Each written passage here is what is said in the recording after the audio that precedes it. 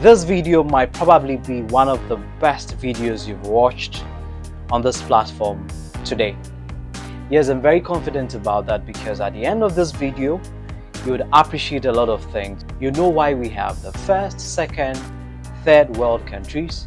You know why we have developed and developing countries. You know why you were ahead of your colleagues in class, or possibly vice versa. And you know why we are all not the same in terms of how the mind works and how we go about our things. You'd also appreciate why people are successful and have created a system that works for them as against people who are now struggling to make life and the world a better place. If you really want to know more about this with respect to how the mind works, just give me 15 seconds. Don't go away. I'll be right back.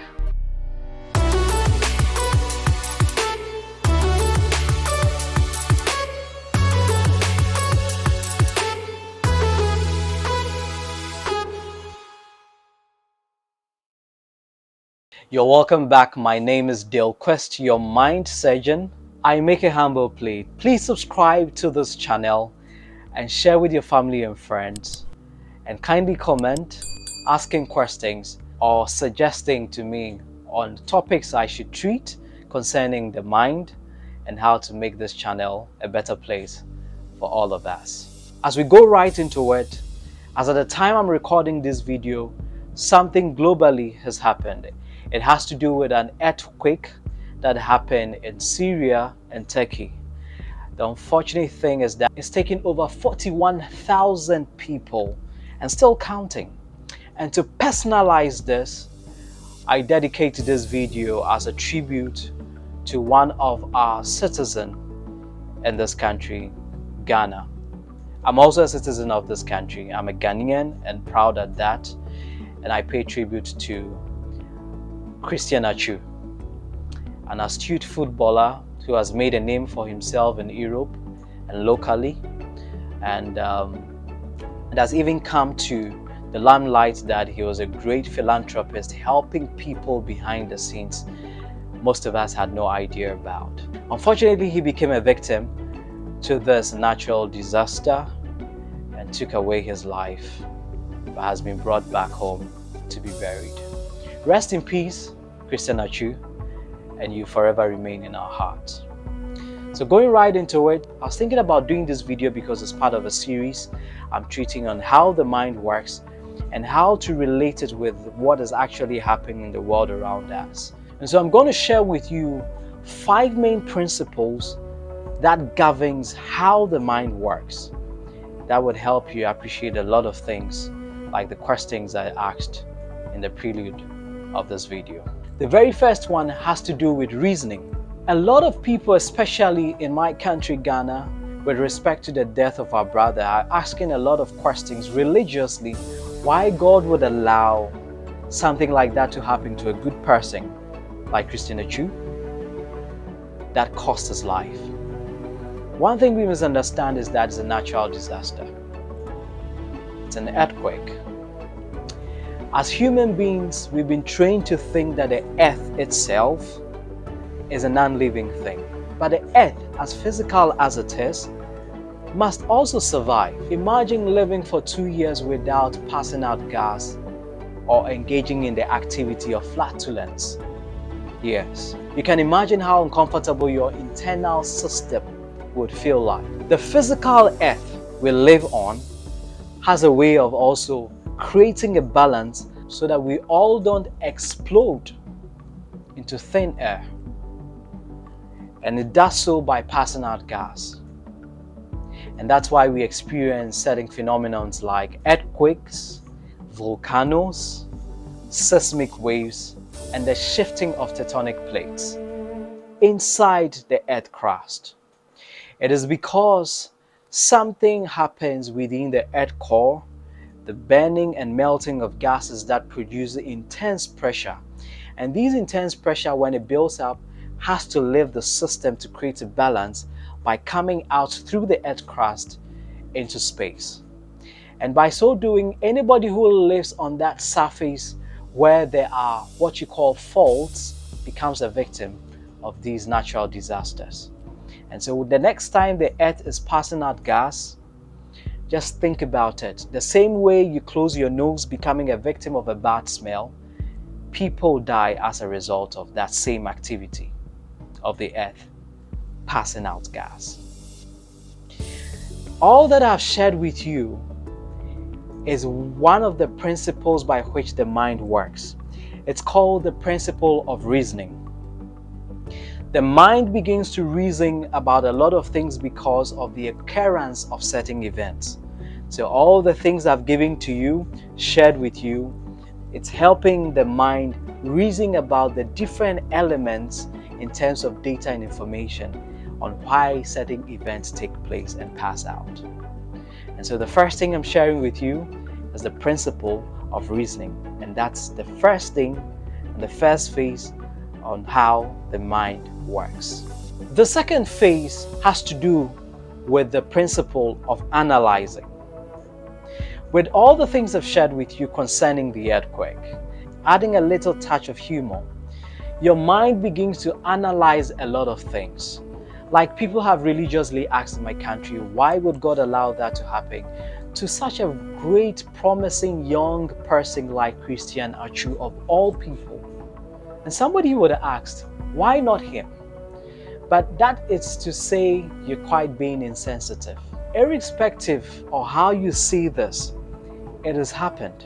But the truth is that when the mind begins to ask questions, why did this happen? Then the mind begins to engage in the principle of analysis. Analyzing something basically has to do with looking at the data and information available to you, and putting them together, asking the question of what if.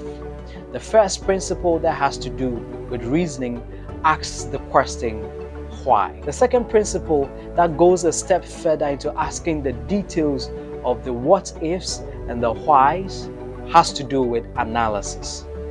And so like I rightly said, analyzing begins with paying attention to the details of why the event happened in the first place. So your mind begins to ask why, what if it happens again?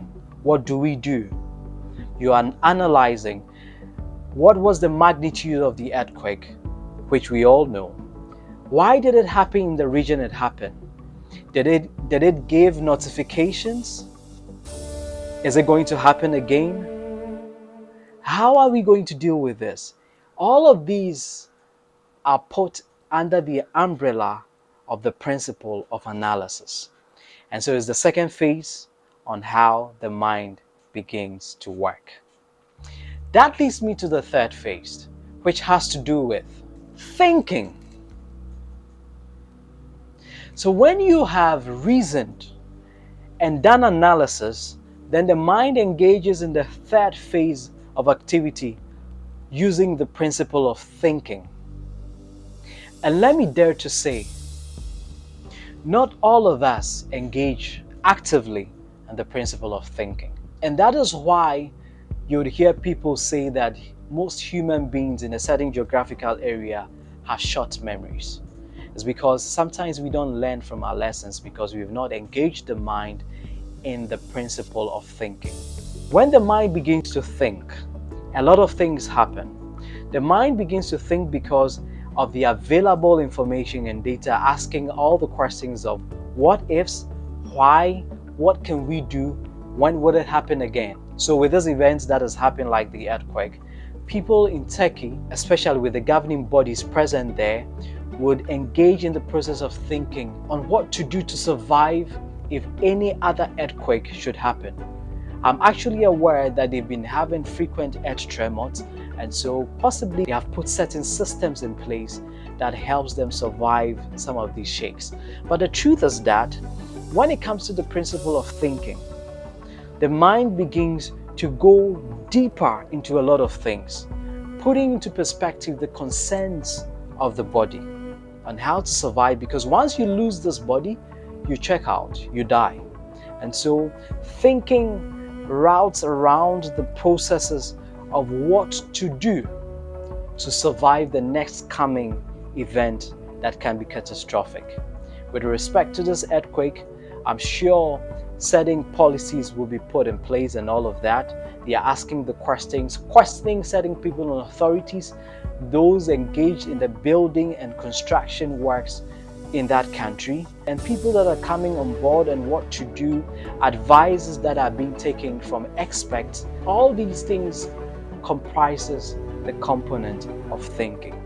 So there's active thinking going on as we speak with respect to the government, with respect to the citizens in Syria, with respect to the citizens in Turkey, and even around the world on how to survive and learning from what has happened to the country of Turkey and Syria. And when a lot of thinking has gone into all these things, reasoning, analyzing, and thinking, the fourth principle is activated. And it's the principle of taking decisions.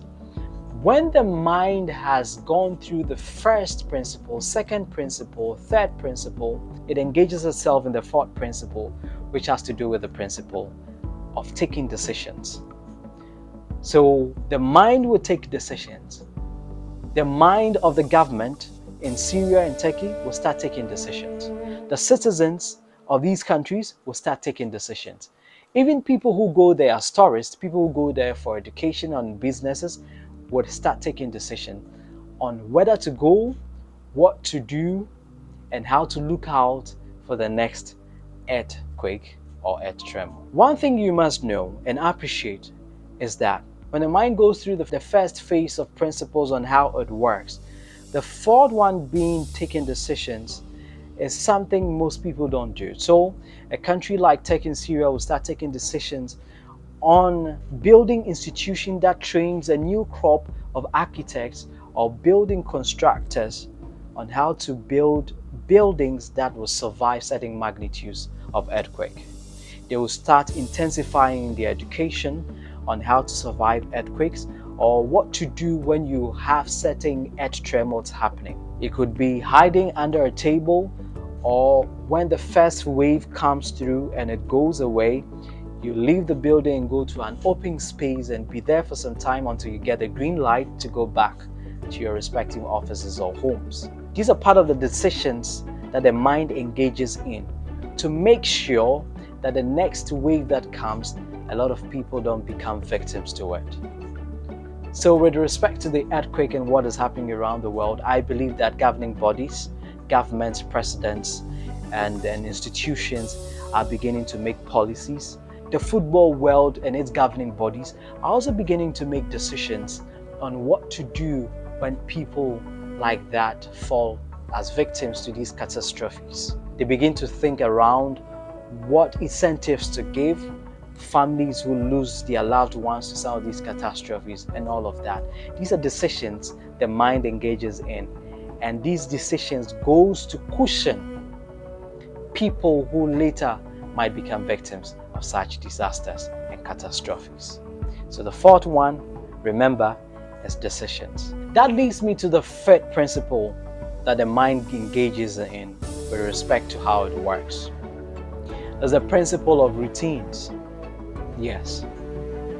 After the mind has gone through the first principle, second principle, third principle, fourth principle, which has to do with taking decisions, the mind begins to engage itself in creating routines. In creating routines with respect to the earthquake that has happened in Syria and in Turkey, I believe that government officials, government bodies, and all bodies that have been affected all around the world would start creating routines. Routines on what to do to lessen the impact the next time it happens. Routines of building institutions that ensures that policies are in place on how buildings should be constructed and how spaces in terms of living should be designed to survive some of these earthquakes when it comes again. And so routines of how you even live as a tourist in such countries that are prone to these earthquakes, routines of what to do in the first place when you get the notification that earth tremor is happening, routines of the governing bodies responsible for announcing to the populace that there's going to be an earthquake in the coming days, on how they are going to sensitize the public or the citizens on what to do and what to expect. The routine of people being careful what to do to survive the next earthquake. The routines of putting in place bodies that engages themselves in rescue missions, because they had to take certain countries like Japan, China coming on board to help turn over the rumbles and all of that to get people rescued. Unfortunately, a lot of lives have been lost because the work was quite hectic and tedious, very enormous. I mean, look at it this way, a 10-story building collapsing and having to turn over the concrete and all of that for days. How long can the body survive? So, based on all these things that have happened, one, that has to do with reasoning. Two, that has to do with analyzing the situation. Three, that has to do with thinking about the situation. Four, that has to do with taking certain decisions. The fifth one has to do with creating routines on what to do in terms of emergency. And so these rescue teams and bodies will be engaged in routines just like the fire service people do when a house is on fire. Everybody with respect to rescuing victims from these natural disasters would intensify their routines, upgrade it, and make it better to save more lives the next time it happens. So these are the 5 principles that governs how the mind works. And like I said, I did this video using the example of the current catastrophe that has happened around the world that has to do with the earthquake that happened in Turkey and in Syria. And that's what I'm using to help us appreciate how the mind works with respect to these 5 principles. In subsequent videos that I'll do concerning the mind, I'll go deeper explaining into details the individual principles that helps the mind in its effective working. And we can use a lot of examples in connection with these principles. I'll be happy to share that with you in subsequent videos. So kindly subscribe to this channel and help me share with family and friends, and kindly comment. I'm Quist, your mind surgeon. I believe you enjoyed this episode and the last episode on how the mind works. I'm out.